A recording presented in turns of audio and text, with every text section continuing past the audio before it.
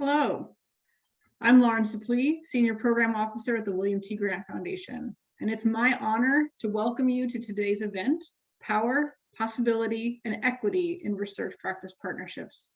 The William T. Grant Foundation is excited to partner with the Spencer Foundation and the Forum for Youth Investment to host this discussion.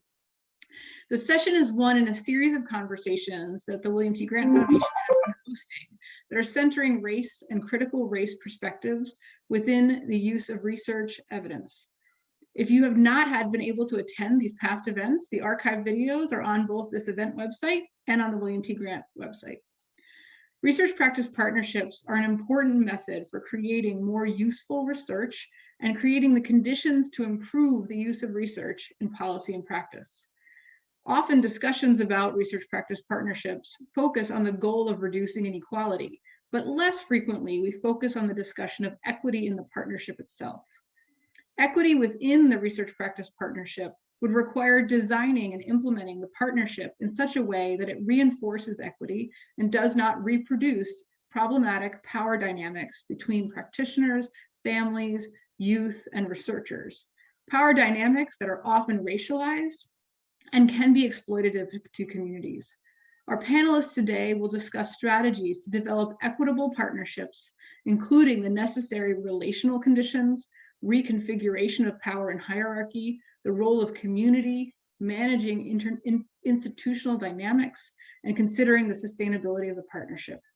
The discussion will attend not only to these existing partnerships, but what they suggest about the possibility of creating truly equitable partnerships for the field moving forward. The discussion is going to be structured in two phases. So first, the panelists will tell their story of their partnership to create for us a vision of what an equitable partnership that centers race equity looks like and feels like. We'll hear first from the partnership from Seattle Public Schools, and then we'll hear from the partnership in the Boys and Girls Club of San Francisco. We'll then open to a moderated discussion to dig deeper into some of these issues around partnership design and equity. We'll then pause and take a few audience questions at this point. The second phase, the panelists will reflect on what reconfigured power looked like and felt like in their partnership, followed by another moderated discussion that focuses more on stakeholders within the partnership and the sustainability of that partnership. We will then have an open discussion across both phases of with the audience. Throughout the event, we encourage you to use the chat to reflect and react to the discussion, as well as posting your questions for the Q&A portion. It's now my pleasure to introduce our panelists and our moderator for today. In our panelists, I'll start with first is Meg Escudé. She's an educator and an artist. She's worked to foster creative, liberatory learning in spaces outside of schools for 15 years, and she's now a PhD student in learning sciences at the University of California, Berkeley. Erin Gutierrez joined the Boys and Girls Club of San Francisco in January of 2008 and is now the Director of Learning and Development. In her current role, she's able to apply her knowledge of youth development and expertise in leading training and professional development for program staff across all their sites. Dr. Anne Ishimaru is the Associate Professor of Education Policy, Organizations, and Leadership at the University of Washington's College of Education. In her scholarship, she partners with system leaders and minoritized families and communities to co-design educational justice and community well-being in the P-12 education system. Since 2015, she and several UW colleagues have collaborated with the Seattle Public Schools, and in this union, the research practice partnership has focused on systemic racial equity. Dr. Keisha Scarlett is the Chief Academic Officer for the Seattle Public Schools and formerly was their Chief of Equity, Partnerships, and Engagement. Dr. Scarlett's vast educational leadership experience ranges from an early career in the STEM field at Boeing to a middle school teacher, principal, and numerous central office leadership positions in Seattle Public Schools. She has dedicated her career to advocate for both academic opportunities and environments which tap into the inherent brilliance of students, particularly those students furthest from educational justice. Dr. Shireen Vosoji is an Associate Professor of Learning Sciences at Northwestern University's School of Education and Social Policy, where she draws on ethnographic and interactional methods to study the cultural, socio-political, and ethical dimensions of human learning. Her research centers on hybrid learning environments that blend formal and informal elements and supports young people to develop, question, and expand disciplinary and artistic knowledge in ways that nourish educational self-determination. She's particularly concerned with understanding forms of pedagogical mediation, ethical relations, and developmental trajectories that take shape within these settings. And our moderator for today is Dr. Naila Nasir. She's the president of the Spencer Foundation, which funds educational research nationally. She also has held faculty appointments in education and African American studies at the University of California, Berkeley, where she also served as their chair of African American studies, and then later as vice chancellor of equity and inclusion. Her research examines racialized and cultural nature of learning and schooling, with a particular focus on the experience of African American students in schools and communities. You can see we have an excellent panel, and we're in for a wonderful discussion. I will now turn the mic over to Dr. Nasir. Wonderful. Thank you, Lauren. Well, I am so excited for this conversation today with this powerhouse group of scholars and thinkers and leaders. And I'm just going to say it.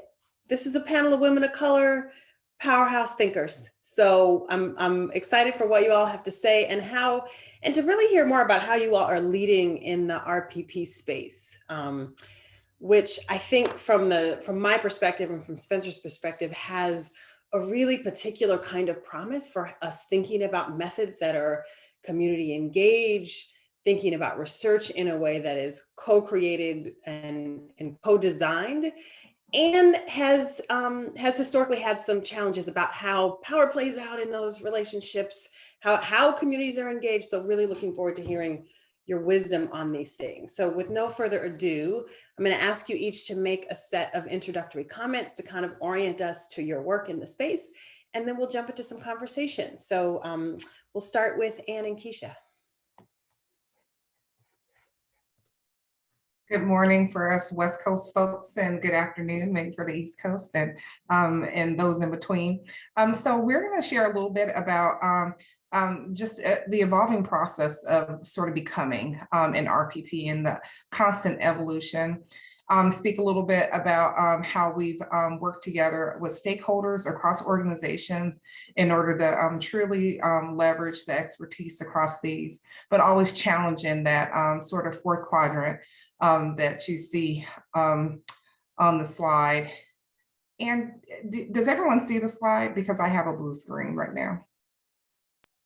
No, I think it has to be moved back onto the main screen. Okay. I don't want you all to think I had magical powers that I could just see things that you couldn't see. So let's try it one more time. Sorry about that, just like. No worries.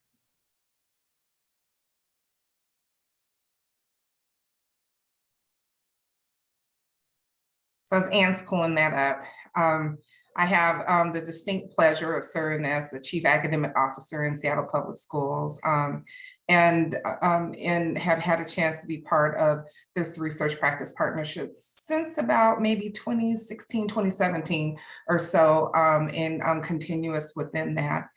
And the process in this becoming a research practice partnership as we partner for racial equity. You'll see in a moment this first graphic of how we leverage stakeholders from our labor organization in their newly developed Center for Racial Equity that they developed in 2018. It wasn't really well resourced, so they hired one African-American woman to lead that work in an entire organization. And so in leading really those grassroots efforts around educators, and of course our a steadfast University of Washington research team that includes Anne, and she'll share more about herself, Min Soon, and also Filiberto Barajas Lopez. So we have this picture up in the right corner, and it doesn't show everyone who's part of the RPP. This is who we could get on the plane to Toronto maybe in 2017 when we shared about that. So as we talk about some of the evolving aims, we have this graphic here about these kind of 3 lanes, and how do we actually merge the work across these 3 organizations and constantly think about our partnership as both the product and the process of us getting there. So this is a constant evolution in our partnership. You can go ahead and move ahead, Anne. So I had a chance to, just before I start this, to meet Anne through me being a doctoral program in the Leadership for Learning program through University of Washington. I know the former director, Meredith Honig, is on this call also. And from 2015 to 2018, had a great opportunity to be part of that program, an EDD practice-based program within that. And then our third year, we had an opportunity to really move deeply into co-design and as an expert in work with families and communities. I had an opportunity to really really shape and change my own practice as a district leader within that process as well. And so as I narrate this slide right here about this partnership and our SPS sponsorship shifts, I will just talk a little bit about how my role has shifted during this time to give some context to that. So Anne, do you want to sort of introduce yourself and get some context? Sure. So I'm on the faculty at the University of Washington, as you heard, in the College of Education. And I'll narrate in a little bit how the formal partnership between SPS and UW began. And it began in a fairly conventional kind of approach to research, and I'll narrate that in a minute. But as Dr. Scarlett is mentioning, the two of us actually developed a relationship outside of that context originally, and the partnership at the kind of a little bit more institutional level started prior to Dr. Scarlett getting involved in that. And so it's really evolved over time. And I think one of that big idea of the partnership being both product and process, focused on both product and process, has been a really fundamental idea in the development of our partnership.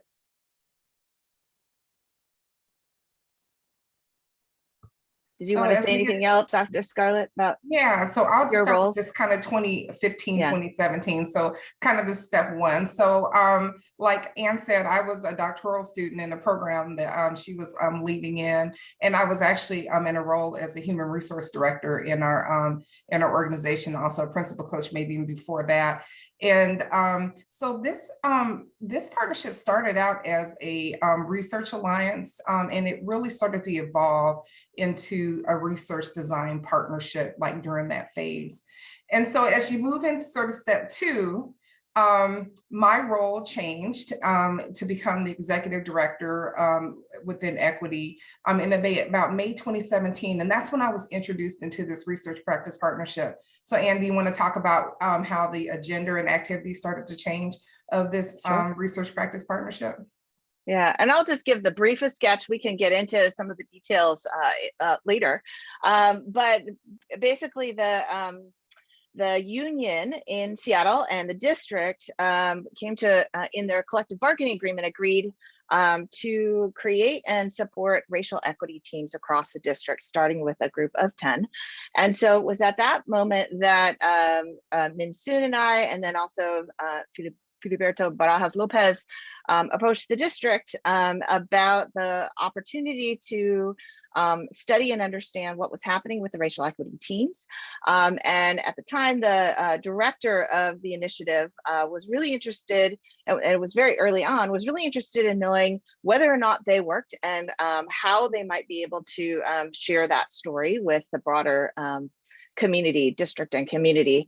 And so it began in a fairly, we asked a lot of how-do kinds of questions about how the racial equity teams were initiated.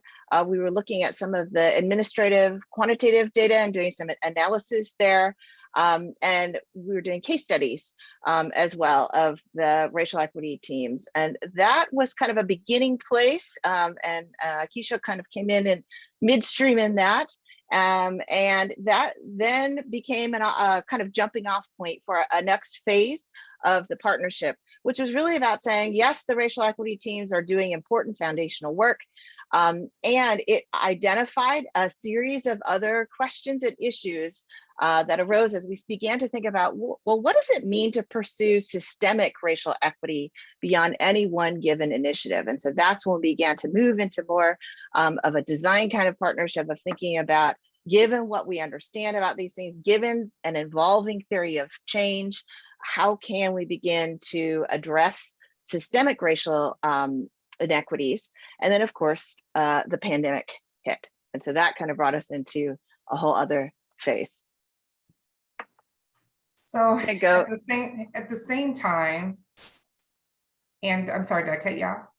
Nope, go ahead. Okay. At the same time, one of the things that we'll be able to highlight throughout this is how we were able to leverage these relationships in different contexts and how they have grown over the course of this research practice partnership. And so you'll see in at point 3, I became moved from being the executive director, and you can move back, just move back one slide, to the chief of equity partnerships and engagement within that. And so what that afforded was cabinet level visibility that no one was checking for us, you all, before. And so all of a sudden I emerged on the cabinet and I had some other supports on there. And so I was at least able to get our superintendent to allow us to be able to share about this work that we were doing.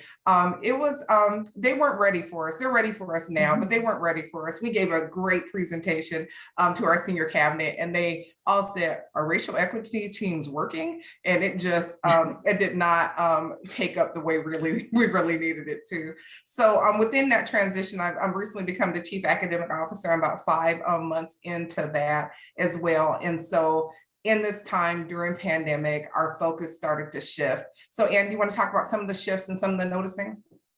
Yep. And again, we just have a short time here, so I'm going to kind of move us through quickly. As you can see, we kind of made that shift from just focusing on racial equity teams towards more systemic racial equity initiatives. And that was also the moment at which we began to think about, what does it mean to build capacity across the system, but also begin to bring folks along in the system, especially at that senior leadership level, about what is a partnership? What's a research practice partnership? How is that different from the sort of instrumental relationship that many people are accustomed to? And so when the pandemic hit, it was really an opportunity for us to pivot in some ways in terms of what was going on, to continue on in the sort of approaches that we were doing already, the kind of longer term approaches, but to really think about what's happening immediately and how might we be really responsive to the immediate needs that are emerging in the district.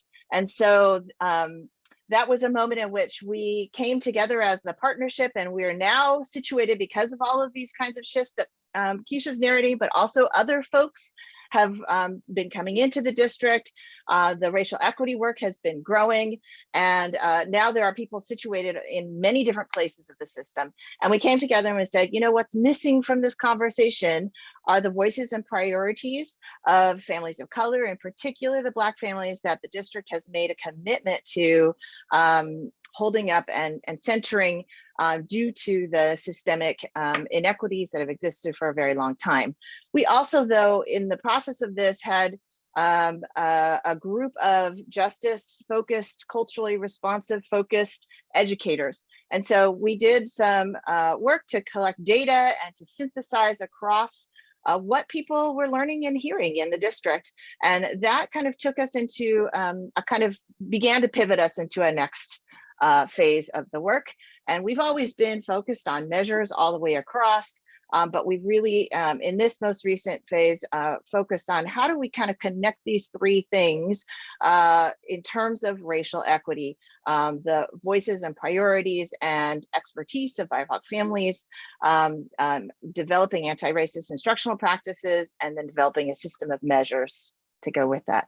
So this is just a brief snapshot. We did a presentation more recently. This was it was 2 falls ago, just also really thinking about what does it mean to bring the school board along in this conversation with us, and recognizing these can't be just one-shot deals, that we have to be bringing the school board along with us as well. And so these were some of the things that we talked about, the shifts that have happened that the partnership has been a part of, never solely responsible for, but something that the partnership has really helped to move forward. And so I want to kind of end us here at these kind of 3 ideas that that we've really talked about, and we'll talk more about as we get into the discussion. But that idea of shifting, well, actually, to start with the green, Keisha really talked about the idea of relationships being at the center of this, the idea of building, retaining, and sustaining those relationships. Those are really what enable the partnership to move from a very kind of instrumental, more transactional, conventional kind of partnership to a partnership in which there's really reciprocity, that it's relational. We're thinking deeply about our theories of change. We are, and Keisha will talk a little bit about idea of Sankofa has become an important idea in the work that we're doing as we grow. Then this idea of shifting from just reacting to what's happening to being responsive towards these broader aims of transformation, towards liberation, towards educational justice. And then this third idea, which is really the edge that we are, I think we're constantly working, but especially right now, really trying to think about what does it mean to expand expertise.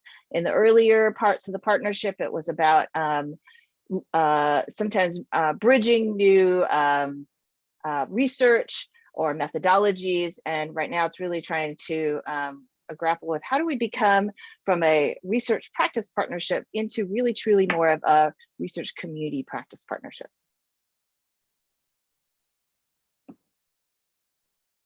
And I think we'll stop there unless there's anything else you want to add, Keisha. Great, thank you. Wonderful. Wow, some great ideas there. I can't wait to dig into them a little bit. I mean, certainly this importance of centering the relationships and holding these broader aims at the center really, really strikes me. I'm going to turn it over to Shireen, Meg, and Erin to give us a bit of overview about their work. Hi, everyone. I'm going to start us off. My name is Meg Escude, and I'm here to represent this threesome. We represent sort of different layers of partnership. Shidi Busugi was the lead researcher, is on the project. I was the lead educator, and Erin was our partner at the Boys and Girls Clubs, and she just kept getting promoted, so that partnership grew and changed with her growing roles as well. So I'm just going to introduce the program a little bit. First, it's the Tinkering After School program, and it was a partnership that was established between a science museum, the Exploratorium in San Francisco, and the Boys and Girls Clubs of San Francisco. And we served several different sites throughout the city, but the one that the research focuses on and that we stayed at the longest is in Visitation Valley in the south of San Francisco. And this was a weekly workshop focusing on scientific inquiry with a strong emphasis on the arts and design and creative thinking.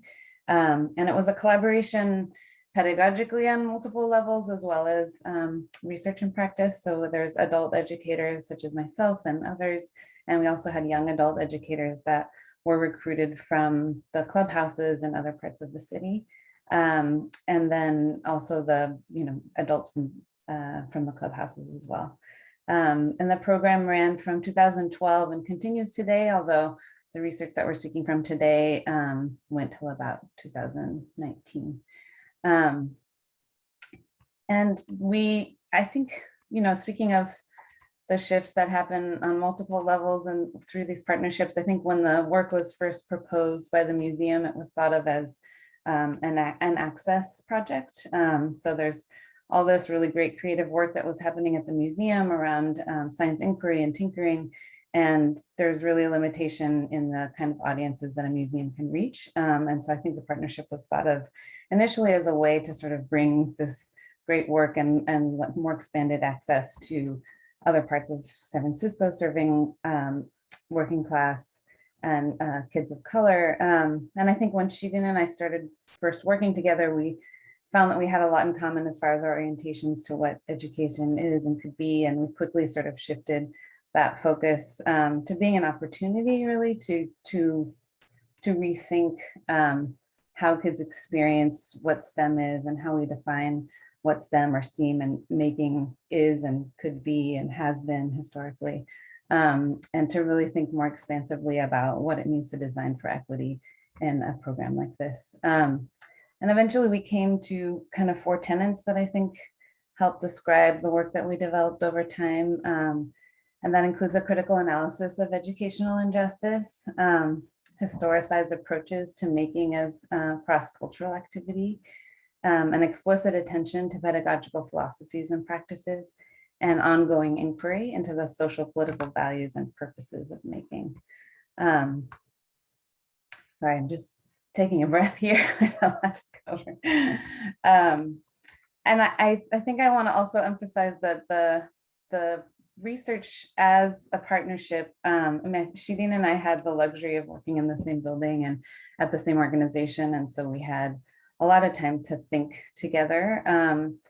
And I think what that meant is that the research was from the beginning conceptualized as something one and the same as a practice, that we were together building the program and building sort of our inquiry at the same time.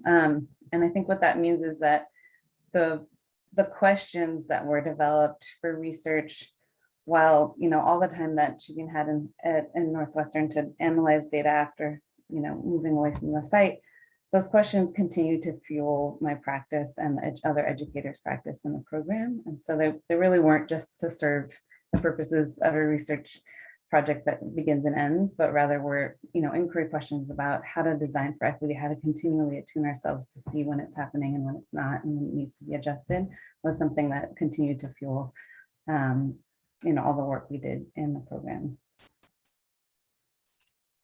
I think I'll let other folks add anything. Yeah, thanks, Meg. I just want to add, you know, so often we start out on these like racial equity projects, as Meg had mentioned, like with this larger sort of macro focus. But, you know, we found that it's not possible to do that macro focus and that work without thinking first about those moment to moment pieces.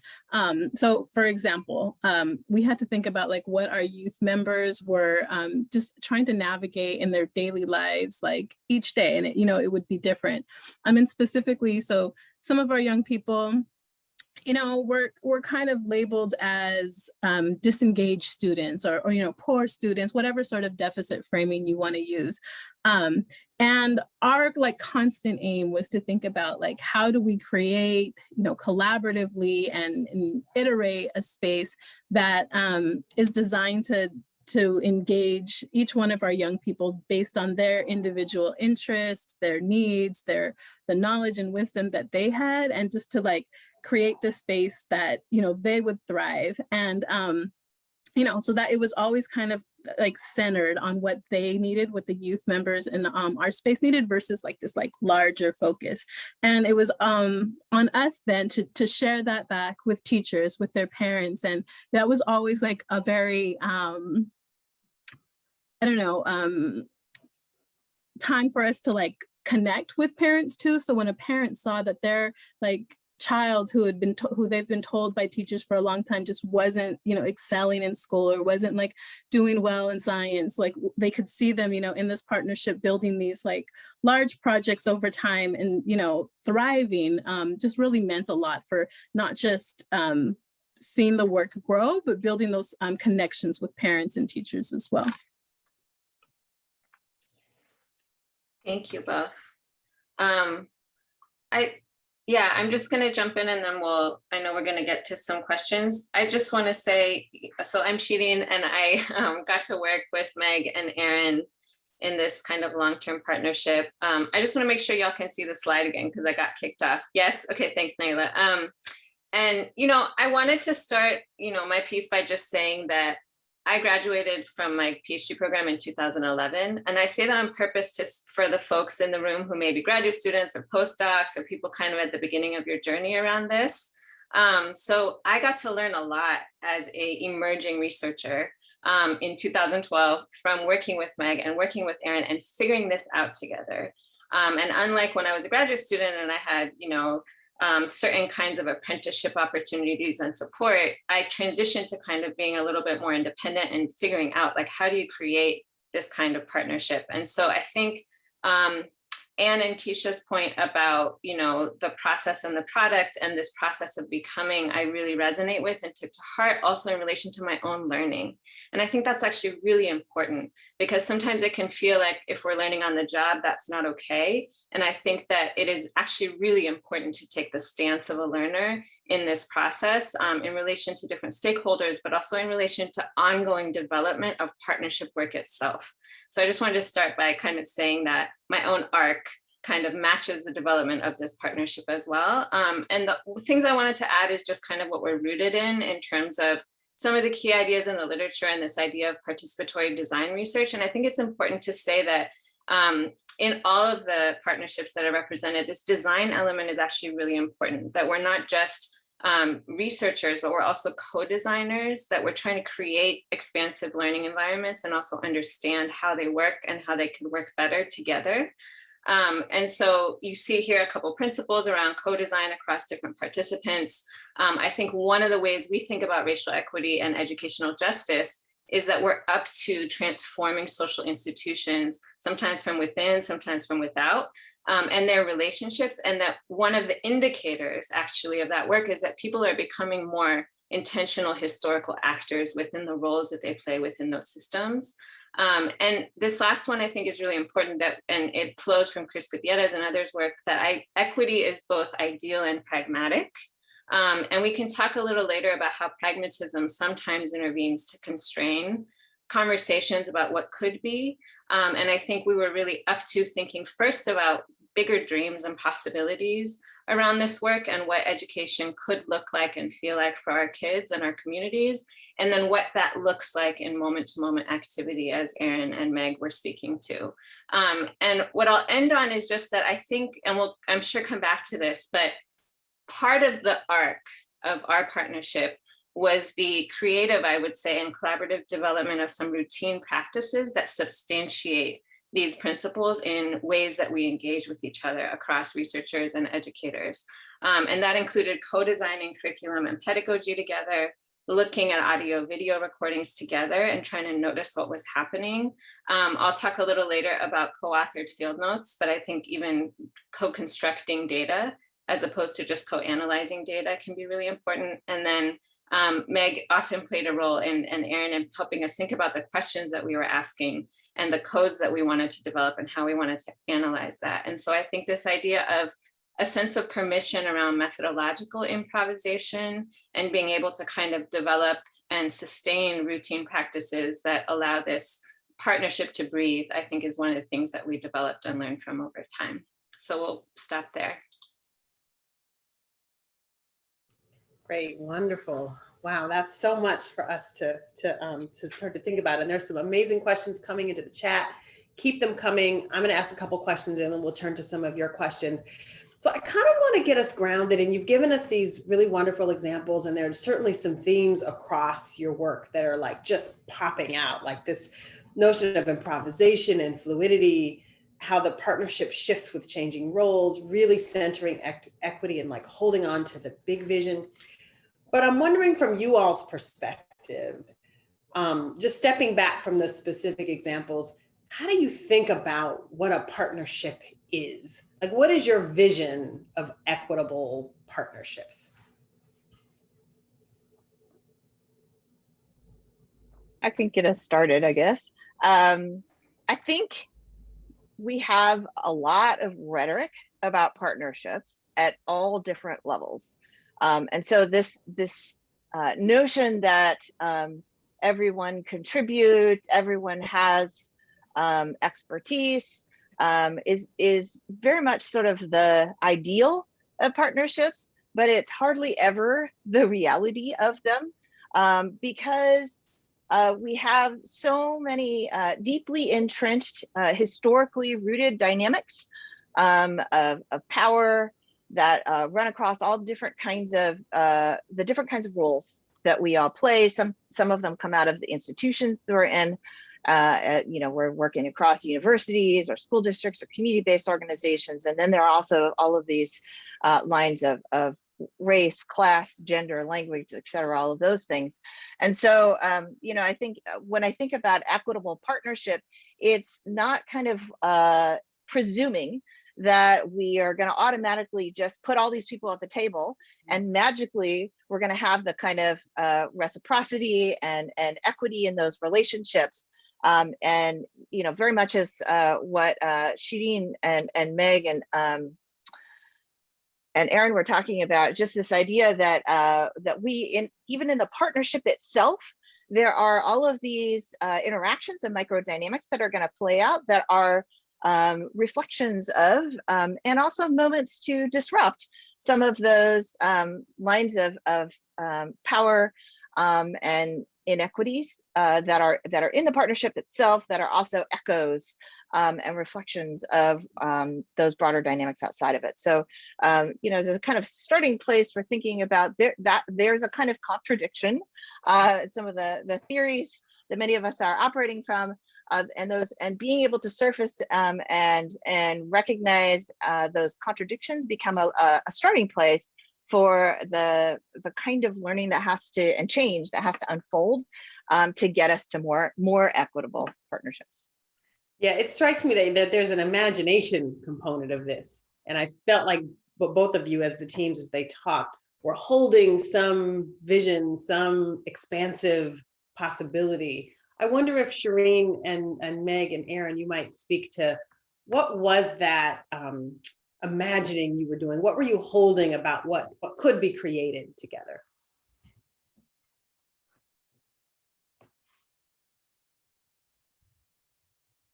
I can start with one thing. Something I really appreciate about what Keisha and Ann shared is this emphasis on relationships. And I think that was definitely a thread throughout our work, both focusing on relationships with youth throughout our programming, but also with amongst ourselves, and that, building those relationships with each other is what also helped inform what the partnership needed in order to be, and that equitable partnerships aren't like, and like Anne has been saying too, it's not just everyone does a piece of the same thing. It really depends on what the capacity and the needs and the the positions of each person is. And so I think we were able to find those moments of balance through really working on our relationships with each other and with youth. Yeah, thank you. Yeah, and I can just jump in on the, I feel like the imagination piece is really important. And I think that in this process of kind of co-design, that for me, part of the work is figuring out how to seed and nourish a kind of social dreaming across participants. So I'm thinking about like our teen facilitators when they first join the team, have ideas as 14, 15, 16-year-olds about what it means to be an educator. And sometimes that reproduces some of what they've seen, knowingly or unknowingly, even the things that they might critique themselves about their own experiences, and inviting them as young people into a kind of like, what's your wildest educational dream? Like, and how can we figure out ways to start to make that real in the here and now together, I think is part of what supports that. And then I think that this fundamental principle that I think we all share, but I think is worth naming, which is that research is with rather than on people. And I think similar to the kind of dominant ideas about education that we carry into work, we also all have dominant ideas about research, capital R, and what it means and what it has meant in our communities, which often has reproduced harm in different ways. And so kind of redefining and inviting people to think about how to redefine those practices with each other, I think is really important. And I think that also reframes the purposes of documentation, which I think we can talk about a little bit later, that we're creating possibility, but that it's also really important to document possibility and share it. Like I think about, and this is also kind of for people who are maybe starting out, but like, how do you introduce research to little kids? And one of the things we would do is talk about like, we want to be able to share the brilliance that is happening in this space and the experiences that you all are bringing forward with other teachers who want to make these kinds of spaces, or that kind of, invitational stance across the different layers of who's involved, I think becomes really important for nourishing a sense of shared purpose and a sense of permission on everybody's part to be imagining as widely as we can be, and then trying to figure out together how to concretize that. And I just want to put a little footnote here, which is that we are, we were in this out of school space, and sometimes there's more space in out of school, to do that. And people are dealing with different kinds of constraints, not necessarily not having constraints, but, different kind of constraints than some of the work that I've done, for example, with districts and schools. So I just want to say that there's also, tensions that come up around that as well. Yeah. Yeah. Well, to that point, I wonder, Keisha, if you might chime in on this or elaborate this question around the relational conditions, right? Like, I think folks have been talking about, to some degree, what are the qualities of relationship that matter here? And I feel like you're in such a unique position, having managed this relationally from a school district side over a number of years and a number of roles. I'm wondering if you have any thoughts about what those relational conditions are that make this possible. Yeah, when Ann and I were just talking about sort of preparing for this opportunity, we kept naming people and then kept drawing back to other contexts that we knew them from. So although we were working with them through this research practice partnership, we could pinpoint years before of how we met them from other contexts. And it lets you know sort of the education community is really small, and people who are really with this orientation toward this racial justice work is really a well-known, community of folks as well. So when I think about the relational conditions, I think it goes right back to what Sharon said about the sort of politics and hierarchies. And there's a constant need to re-examine our mental models around who should be at the table. So this partnership started as a design, as a research alliance where, we as a district went to the university, because they're the experts, of course, and said, hey, can you validate this effort that we're, lifting up around racial equity teams? But in re-examining who is expert in that, it really makes you form different relationships around the critical histories and historicities that people bring with them, both in their lived experiences and their professional experiences, and the intersection therein as well is super important. And then also we started to enlist and lift up this principle of Sankofa every time we came together. It's hard to retain relationship because people are so busy, everybody can't be everywhere. And so you'd always be at this sort of restarting point, like you come into a meeting and there were 3 people that were missing from the meeting before, and how do you bring them forward, within that? And so us enlisting the Sankofa of us looking back on what we've done in order to be able to move forward was something that we needed to institute, because again, we're also dealing with the dynamics of powered positions within that, the inherent rub between labor organizations and school districts as well. So those relational aspects, I think, were really important. And then I would say the last thing, we added another dimension to sort of the RPP principles, so there were 5 of them that came that we were exploring, but we added an additional one was about building political will. And how do you build political will from a number of different sort of facets within the partnership as well. And all of those things, that re-examining the relationships, thinking about co-design, thinking about, even as we've evolved and to think about the community dimensions in this, we're just constantly rethinking the models. Yeah, thank you. Erin, I want to get your voice in here. I'm thinking about your role as someone from an out of school time organization, and the ways that so often these partnerships can be transactional, right? And that I imagine there's something around the expertise you brought to the table from the out of school space that helped reconfigure what could have been, or what is too often a transactional model. And wondering if you can talk about the difference then between pursuing equity as an outcome versus embedding equity in the process through these kind of relational conditions that we've been talking about. Yeah, absolutely. And, when you work for an organization that has a large population of youth, especially like in a city like San Francisco, we get a lot of groups, trying to partner and, kind of wanting access to our youth members. And, they might come with like, they usually all come with very, very good intention. Like we want to help, right? And so it's really, I think most of our site managers are just trying to always mediate that, right? And always kind of like think about like what is in the best interest of youth and what is in the best interest of the staff members and what is going to feel right. Because where we're coming from, we're concerned with like what's going on with our youth that day, that moment, at that time, right? Like, yes, of course, we care about like larger things, but like we're here to serve the youth who are in our building right now, today.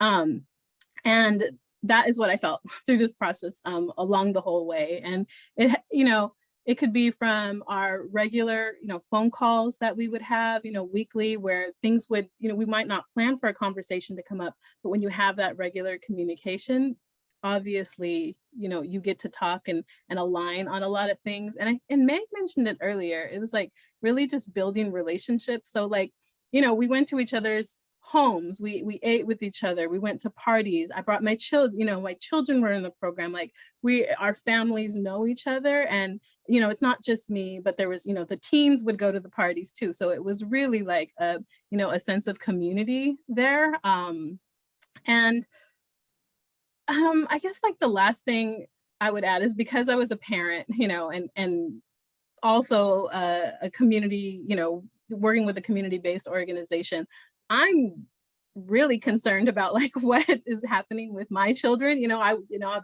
very protective in that sense. And so I feel like I came with like a, I don't know, maybe more of a sharper lens. So I kind of trusted like my intuition and gut too. Like, does this feel right? Like, is this just really like the space that I want my daughters and sons to like be in? And that kind of led with that a lot of times. Yeah. It makes me think about that notion of treating all children as our children. Like, is this the space we want our children to have and be in? Thank you. Wow, so much. Lauren, I'm gonna turn to you to take us to some of the questions in the chat. I'm gonna wish you good luck on figuring out which of these fabulous questions you're gonna turn to, or how you're gonna synthesize in a way that gets at some of these big issues. I know, I feel like we all have difficult jobs right now. So I have been grabbing these questions, trying to like pull them together, and I'm gonna maybe not ask your question verbatim, because I'm gonna kind of merge some themes together and see if we can get at least a couple questions before we turn to the second half. So the first thing is, there's definitely a theme of people wanting to hear more about the role of youth in the process. How do you think about involving youth equitably? How do you think about them? And people loved the methodological improvisation comment that Shireen made. So I'd love to hear from both partnerships. Like, how do you think about youth in an equitable partnership?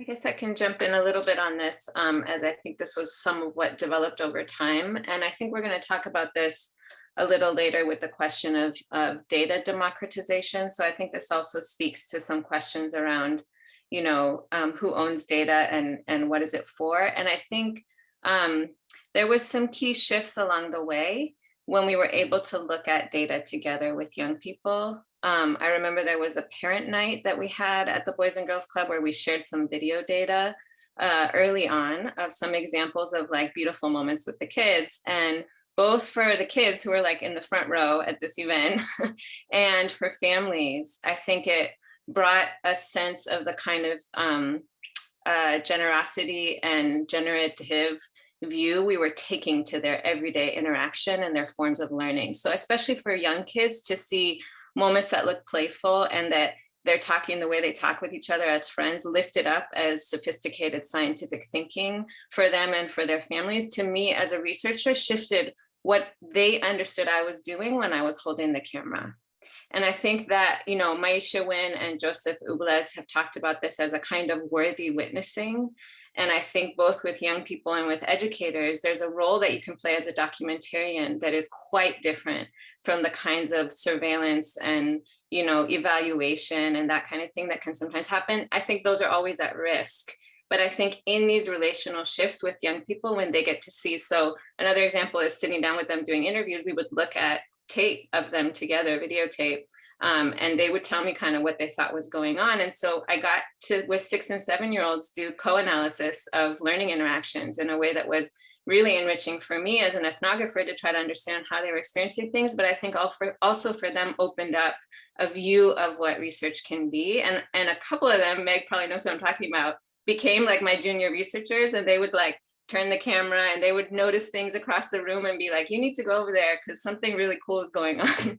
And so the deeper point I want to end on here is that there is a view of their own learning, a meta-reflective view of their own learning in and out of school informal space as deep thinking that we were up to working to enact in a kind of anti-deficit view that I think became a layer of the learning for them, especially for kids that got to be a part of this over years, to be able to understand what the research was up to and what it meant for how they were being seen and how they might see themselves.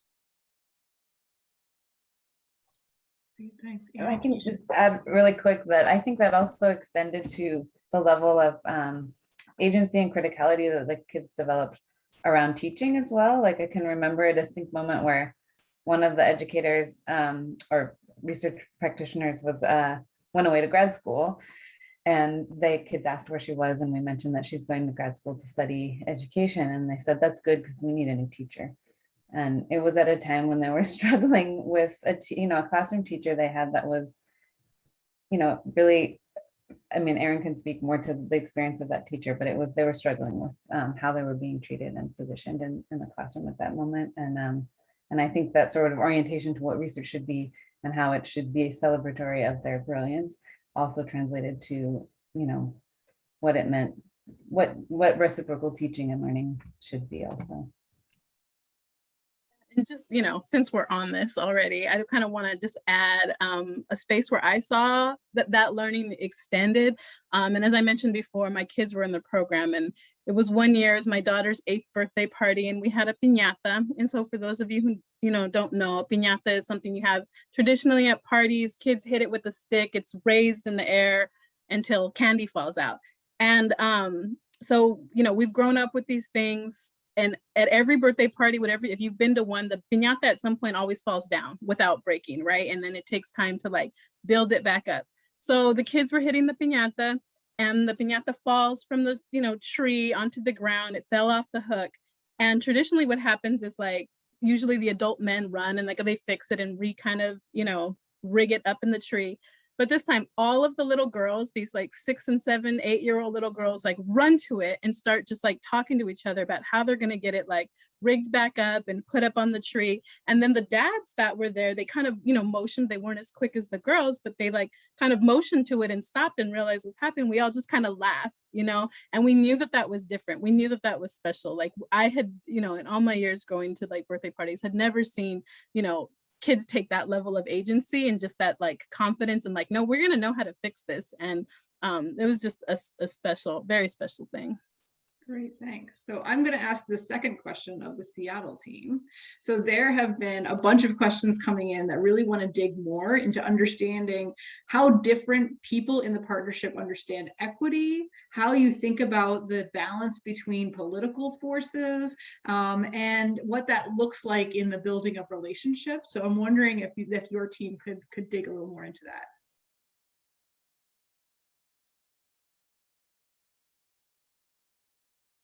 I mean, I'll get us started, and then Keisha can take it to the next level. I think one of the things that is I think really generative, actually, in terms of the mix of the people on this panel, is that I think we share a lot of stances and sensibilities, and our partnerships started in very different places. So because ours is based in a school system and really began there, and then our first kind of evolution was also having the union be a part of the partnership. The sort of political dynamics of that were always present from the beginning. And the institutional dynamics of that were also very present from the very beginning. And so it's, we didn't start, as some of you know, some of my other work, I always talk about starting with families and communities and young people themselves, That's not where this partnership started. We didn't start with expansive aims. We did start with how does this particular initiative impact student achievement outcomes?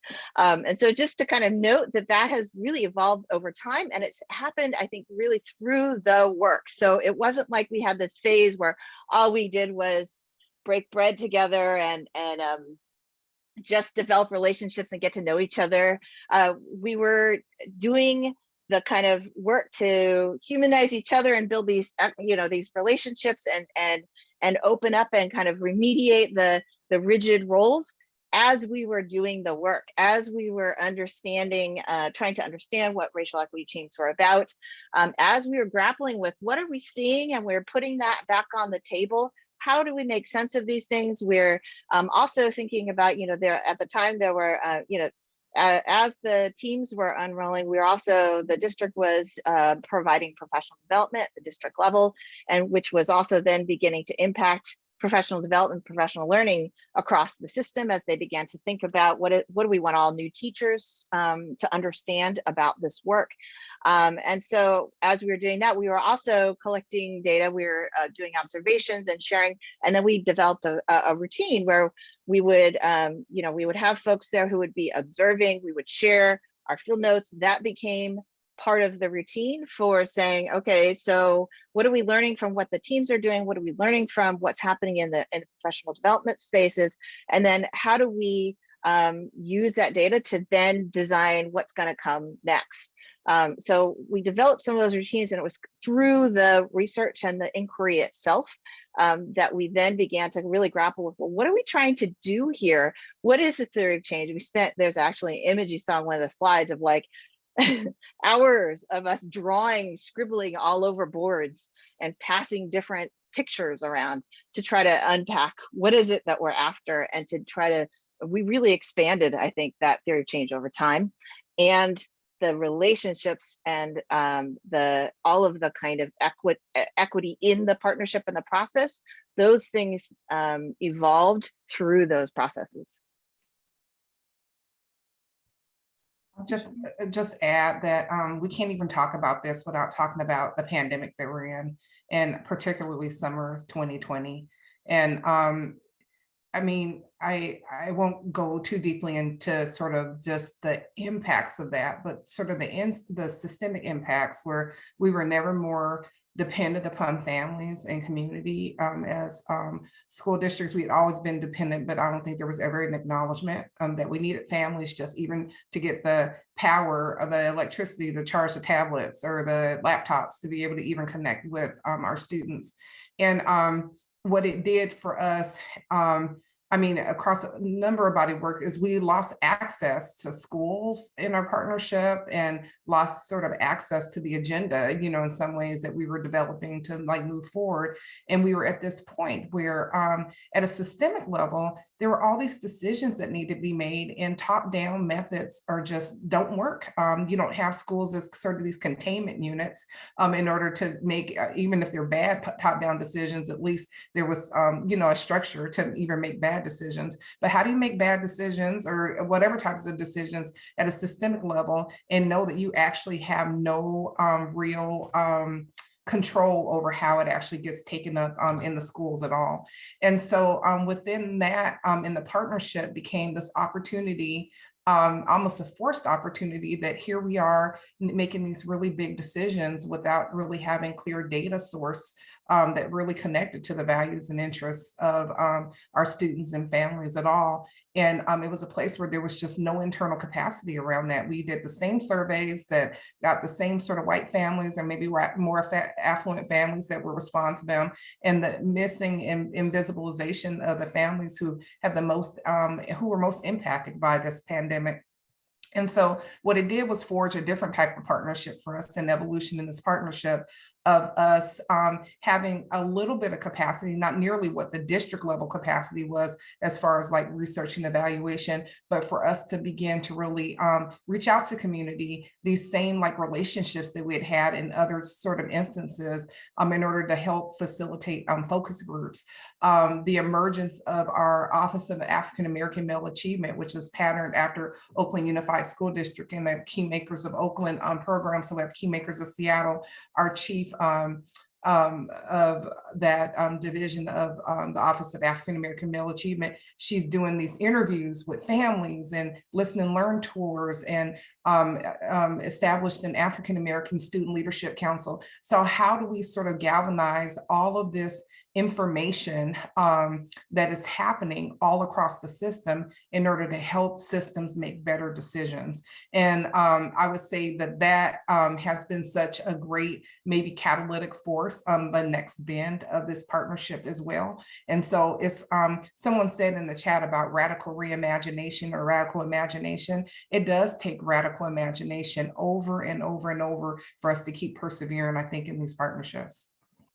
Wonderful. And with that, I'm going to turn it over to Naila for us to talk more about stakeholders and sustainability. Great, thank you. I was thinking about how in some ways what you just said, Keisha, was in part an answer to Norma's question in the chat about how you align research and political forces, right? The idea, and I'm holding this because I think it's at the crux of a lot of what you all have been talking about today. She says that often research and political forces get seen as different from one another. But what happens when we don't see them as being at odds, but actually utilize the research kind of in the service of the political forces? And I guess I'm reading their political forces as the will and wants of the families, communities, and school-based partners or community-based organization partners. So super, super interesting to think about, like, and I think that that gets at this question we were going to turn to next about power, right? Because we promise it's in the title, so we're going to talk explicitly about power in a way that sometimes we don't when we're talking about partnerships. Most often we don't when we're talking about research. So I want to invite you each to offer some comments about power. What did reconfiguring power look like, feel like in your partnership? What does it look like when there's equity and trust? What does it look and feel like when those things aren't there? So I'm going to ask you each to comment for a few minutes on that, starting with Shireen, Meg, and Erin.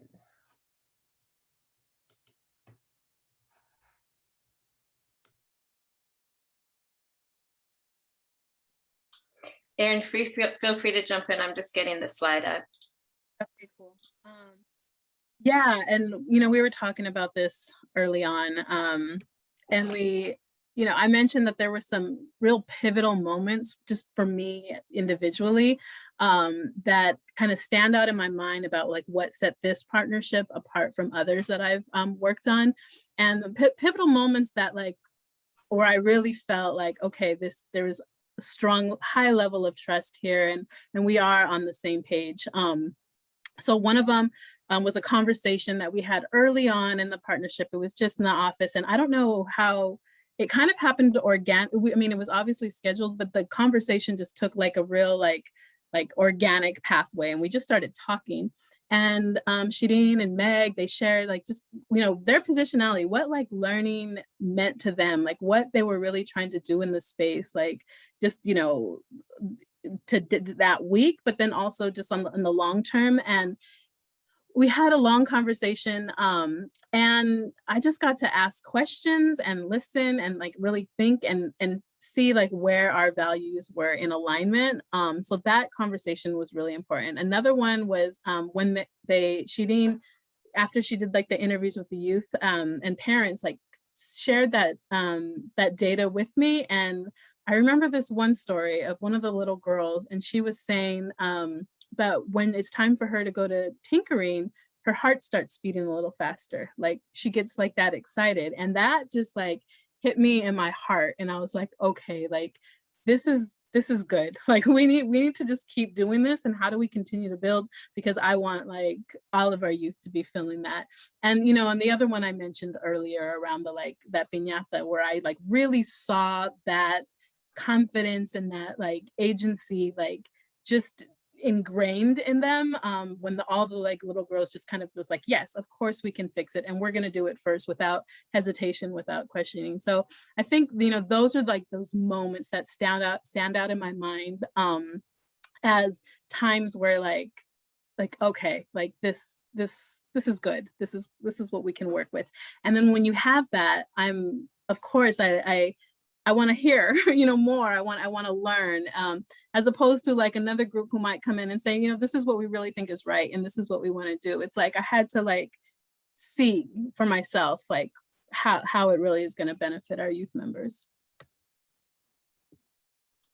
Yeah, and I'll just add that I think that there's a couple ways that we were intentional about reconfiguring those power dynamics. And one we already talked about, which is this idea of worthy witnessing. And I'm just going to plant a seed for Meg in case you want to talk about this, because this is not always easy. Like, I think, me documenting Meg's pedagogy for 3 years, I think it's not always an easy process. And we had conversations and moments when it felt, sometimes more challenging. Or I remember like after documenting a lot of moments and talking about them as positive, one day where Meg was like, okay, I know everything's not going great. Like, can you tell me some of the tensions and what's going on? So that I just want to make that space in case you want to speak to the challenges of that as somebody who was documented in your practice. And I wanted to speak to this idea of role remediations, which Anne and Keisha also brought up. And I think this is actually really important for power refigurations, which is that I once heard Jay Lemke say, it's not just a question of who's at the table, it's a question of what kind of table is it?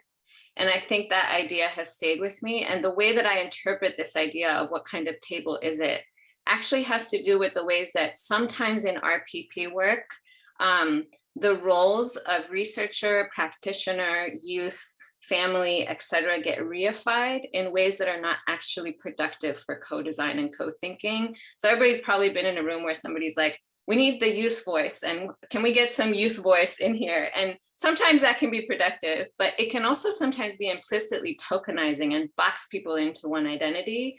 And so I actually think that I've learned a lot from work that has treated these roles as porous, intentionally porous. And I think that that has to do with a different view of knowledge production and even theorizing. So like, where does knowledge and theory sit? Usually it sits, in more powered places like the university, and troubling that from the beginning as an assumption that everybody is engaged in design in everyday life, that people are engaged in theorizing in everyday life and in their practice as young people, as teachers, as parents, family members. Like, I feel like there's a different ethos that comes forward. And then I think part of the work is being real sensitive to and noticing when those role remediations are emergent and when you can kind of leverage the emerging shifts of who gets to speak about what that start to happen when you have relational time with people.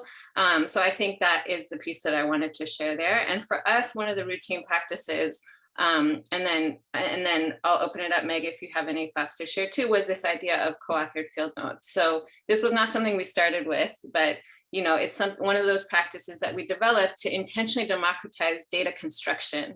And so the blue color was my comments, the orange color was another educator's comments on our team, and the green color was Meg's comments, thinking about these moments together in the actual document of the field note. And this evolved over time in a way that allowed us to be thinking together about moment-to-moment interactions in ways that fed ongoing design and iteration. And it's partially what I meant earlier in relation to the question about methodological improvisation. And as a young researcher, I remember thinking like, am I allowed to do this? Are people other than researchers allowed to write field notes? But that's an example of like this bud in emergent shifts and relationships that's good to like have little antennas out for, so that you can notice like, hey, this could be a cool thing we could try and see how it might shape our practice together. Yeah, it's awkward being documented. But I think, what Shading just shared was absolutely true. I mean, I think I always felt like I was treated as a theorist, and really sort of supported and as a co-thinker. And the thing that I like to share about the partnership that made being examined and tolerable and okay was that she works hard, like kind of the amount of labor that she put into, I mean, just like this field note, I mean, she would turn a field note around on 1 week's activities with enough time for me to plan with it for the following week's work. And I think I've come to see since then that that's pretty rare in research. And so I think the amount of work that she was able to do in order to make the research really part of our practice was really important. And the fact that, there were moments where she would look at the data and she would talk to me about what she'd seen, and I'd be sort of faced with the fact that like inequities are being reproduced in my space in ways that I wasn't able to see before. And that's, it hurts. Like you want to fix it immediately. And the fact that Shireen was willing to sit down and plan the day with me is what makes a difference between just like getting bad news and saying ciao, or someone who's able to sit and really think with you about what that means to shift it and to address it. So I always like to share that like she worked really hard for us and, she put in a lot of time to make sure that she was doing really careful inquiry and examination of what was happening, but that would continually serve the way that the program was shaped. And these field notes were really important for that. And it also informed really importantly in how we worked with our team as well. So I think early on, like one of those moments where I said, what's not working well, I think the thing that I didn't feel good about at the beginning was how, the kind of training we were able to offer the young adult facilitators we were working with. It felt really difficult to sort of like communicate to them this idea that like, we want you to help the kids, but not do it for them. And what does that mean? And so I think co-developing like how to really nurture that space came across for them as well. Like we learned through all these layers of practice to treat the young adult facilitators as theorists as well. And that kind of became part of our DB practices. And one other, maybe just as the shift to talk about another relationship of power, I think there was this other element of that I will maybe hand off to Erin a little bit too, was like just negotiating the relationship of power between the two organizations was really complicated. Like,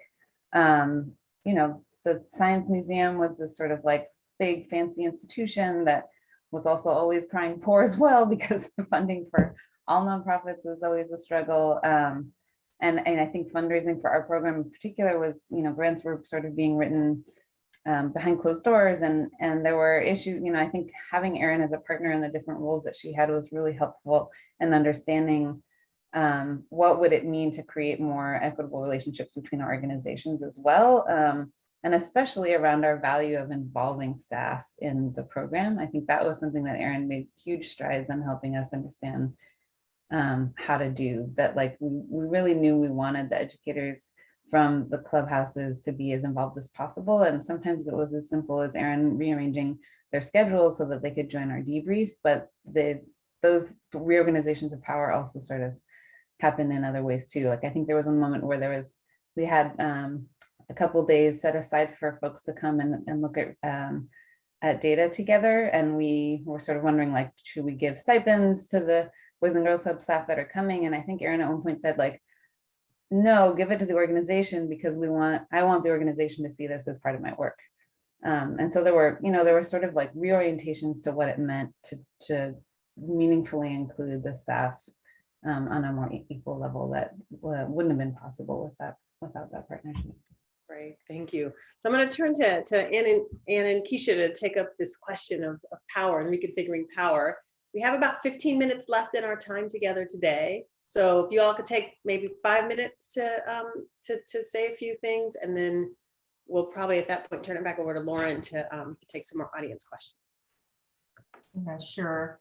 There's so many different dimensions to that, to power. And I talked about how even just the positional authority, like for me in the system, has shifted over time. And so when I went from being an executive director that has a high level of organizational sort of authority and moved into chief roles more proximate to the superintendent's cabinet, about how that allowed me to have maybe greater autonomy and greater opportunities to be able to have access to what other leaders were doing in the system in order for us to cross-pollinate across those different things against the different initiatives that we have as well. So that's one part of a dimension of power, I think, within that in our specific instance. Another area within power, I think, really exists. We shared that report. Hopefully folks had a chance to look at it. I think we have a final slide that Ann could put up that had like the summary of different findings on that.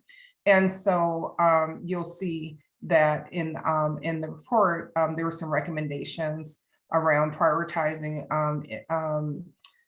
resources to be invested to really support student safety and well-being, about really innovating with community and the data that we use to advance racial equity across the system.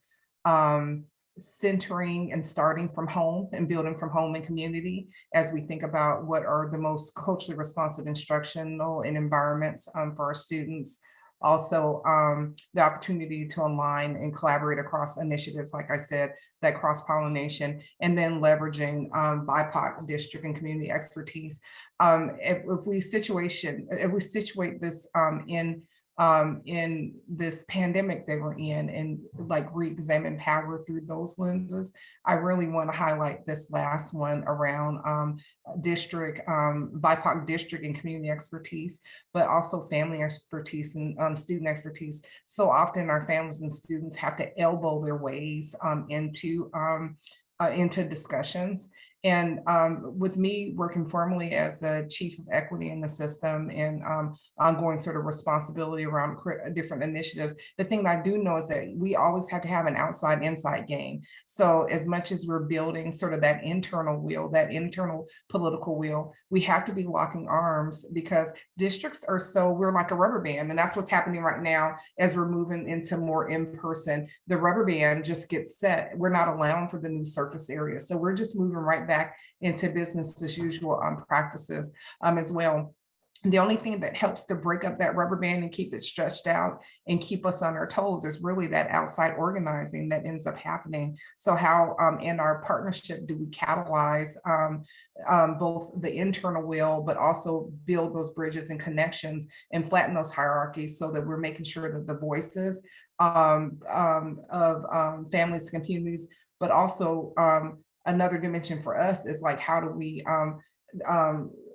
democratize, right, access to even the data that Vivian speaks about so much, the evidence that is being collected, and be able to bring that back to community or work with community. And I really appreciate our other panelists speaking about how they build expertise around who are the people that are expert in researchers. And that is one of the dimensions that we're still pushing ourselves on. And as you remember, that we went from that research alliance, where we went to a university and said, okay, you're the experts on this, can you validate us? Where we all became part of data collection, and has really helped us to not waste a moment. I try not to waste a moment of a meeting of who's going to collect the data in this, because you never know how this is going to be data that can influence. So when we're in community spaces, building structures and bringing in that to be able to take notes about what's happening in that, and then sharing the information back with community, and then even building those skills with community as well, is one of the ways that we're examining power sort of within this, because this is collective work. It's going to take us all to move and change our education system for the better, so that our children can come back to better schools and better educations, and work in collaboration with community partners like Boys and Girls Club, who have sustained their youth services even throughout pandemic childcare. They never close their doors. And so we have some great opportunities as we move forward. I know that there's much more to say there, but I guess the only thing that I want to add is just really thinking about within the partnership, what is politicized trust? Maybe you and others have written about that, and it's not something you establish once and then you move on, especially in these moments. And as somebody said in the chat, we've weathered lots of challenges and changes in the district and in the broader context. There have been multiple union districts. They've had to bargain far more often than is usual. We've had 3 superintendents. We're on the 3rd superintendent now. Enormous organizational shifts within the district. And so really just thinking about, what does it mean as new people? We bring new people into the partnership. And as we're thinking about what does it mean to expand expertise, really trying to think about how do we continuously over time build that kind of politicized trust, attend to it. And then what does it mean to be answerable in Lee Patel's language? What does it mean to be answerable to the understandings, the knowledge that we're building, the learning that we're co-constructing, and to the communities in particular? And Keisha was alluding to this last report. One of the things that happened in there is a lot of the data collection that was happening was already happening across the system, but there wasn't a kind of yet systemic synthesis. It wasn't feeding yet into decision making, and it wasn't yet coming back to communities. And so that was part of what we were kind of after. And it depended on the relationships that Keisha had built outside of the space. It actually depended on some relationships that I had built outside of the space. When we brought all these different pieces together and started to synthesize them, then we also brought it back to some of those community leaders. And they said, no, you didn't get that right. That wasn't right. And so we actually had to do a lot of iterating because we didn't get it right on a couple of kind of important points. And so it's also trying to think about what does it mean to build politicized trust outside of the partnership as well, even as we're doing it inside. Yeah, thank you. Thank you all.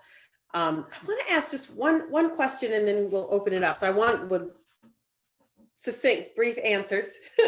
But I want to get this question of sustainability onto the table, because both of these are partnerships that have shown improve to some degree around sustainability. And this is like the big question, right? Like IAS would say, well, are they sustainable? And sometimes in our process, we're looking at what are the markers of what makes a partnership sustainable over time? Quick thoughts on what makes a partnership sustainable.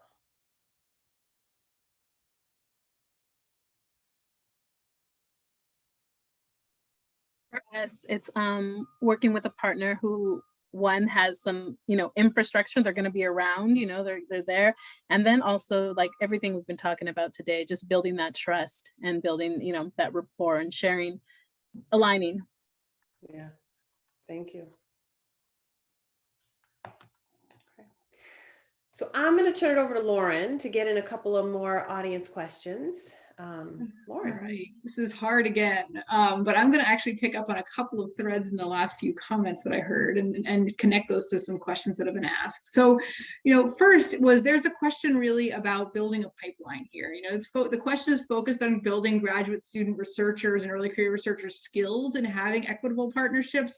But I would actually like to add to that, the practitioners and educators and building their skills to be part of equitable partnerships. So how do you guys think about building that pipeline?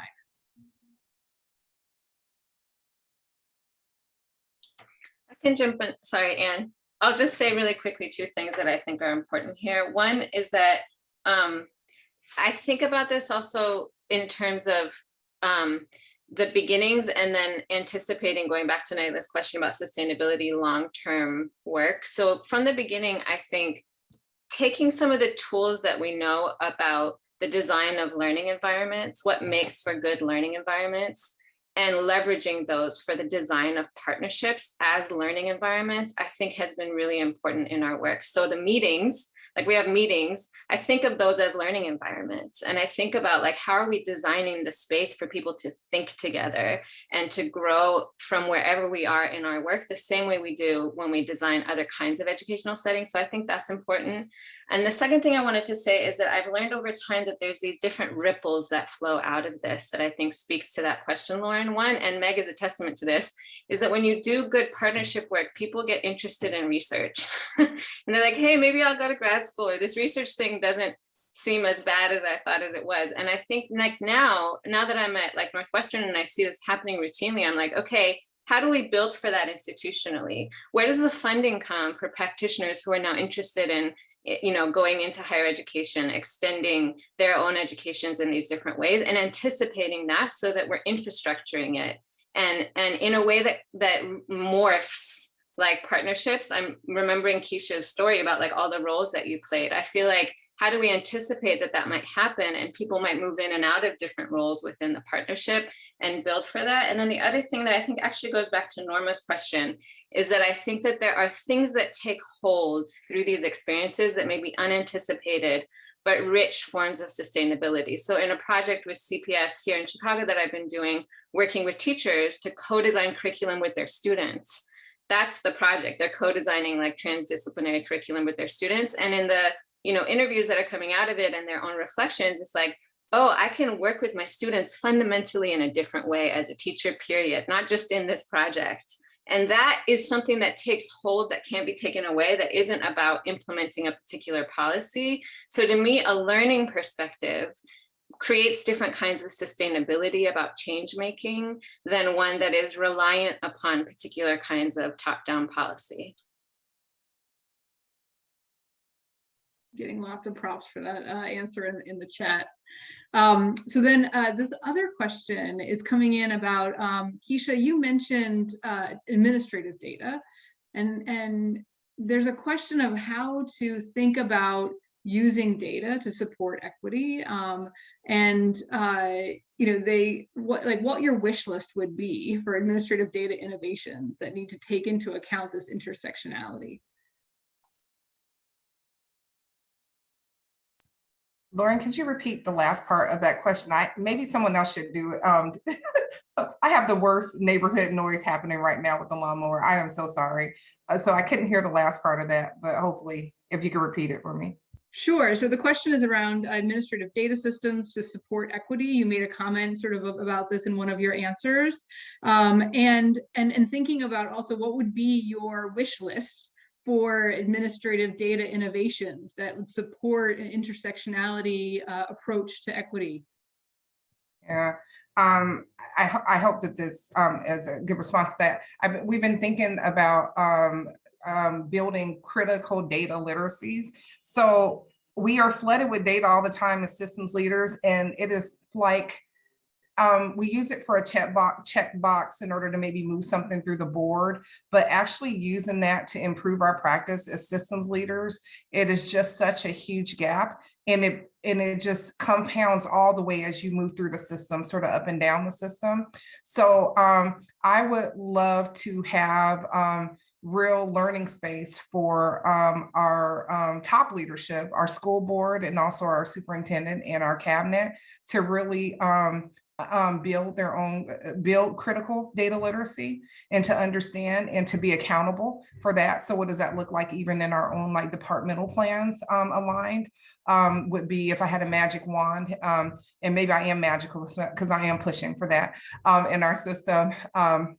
And really pushing for that, we do see the need within that so that we are actually able to activate and work with our own teams in order to use the data.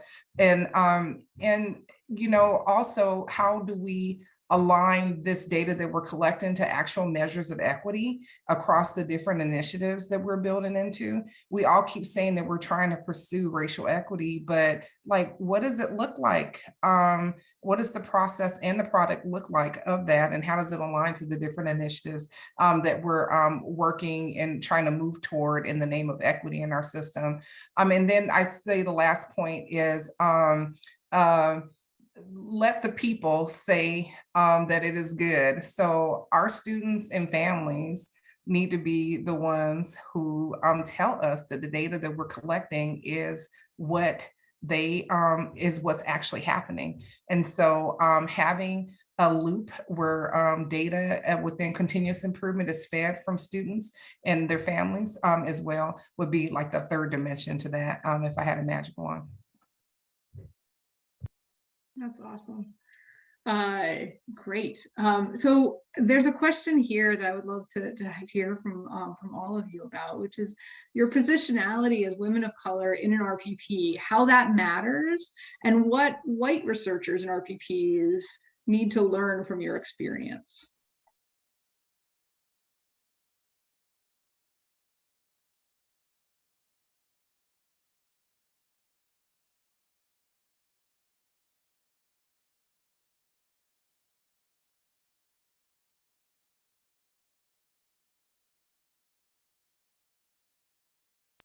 I'm just going to say something really quick. Women of color, we're so polite that we hold space for each other. You notice that I'm here. And so I'm just going to say within the positionality, doing things for communities of color without communities of color is the issue that we constantly face. And so I have different colleagues that I've developed over time who oftentimes, that's the first thing I ask them is, who are you working with? And if they can't serve as people of color within this, then I tell them that they're doing the wrong work. This is actually not anti-racist or racial equity work, and you're actually upholding white supremacy through that work. And so, my maybe boldness and in position within that.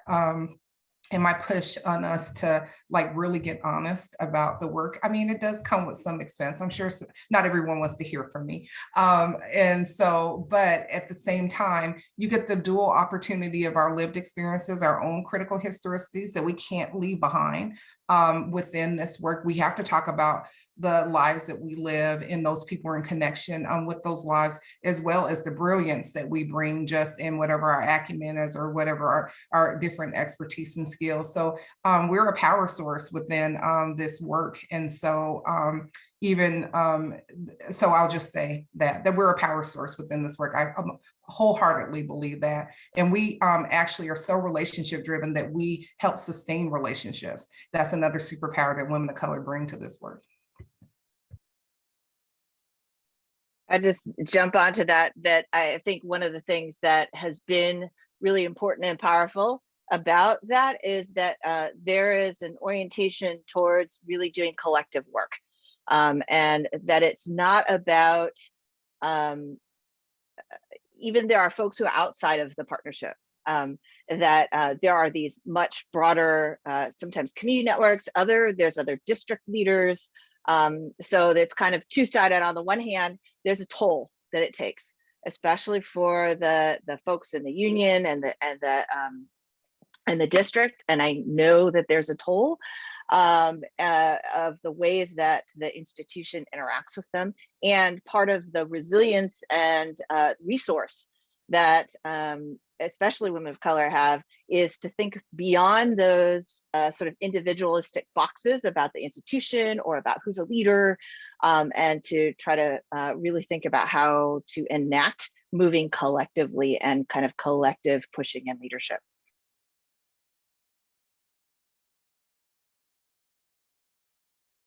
All right, great. Well, I believe that we could go on and talk for another half an hour or an hour. People are very excited about this conversation. I saw a comment to say, when is part 2 to continue this conversation? So thank you all so very much for being part of this. This conversation has been a fascinating exploration and an important focus on on the topic of equity and partnerships. There is a survey in the chat that has been shared. We would love to hear from you. This is just one in a series of conversations. We want to continue to center critical race perspectives in the use of research evidence. And so please stay tuned as we design our next series. And thank you again to the panel.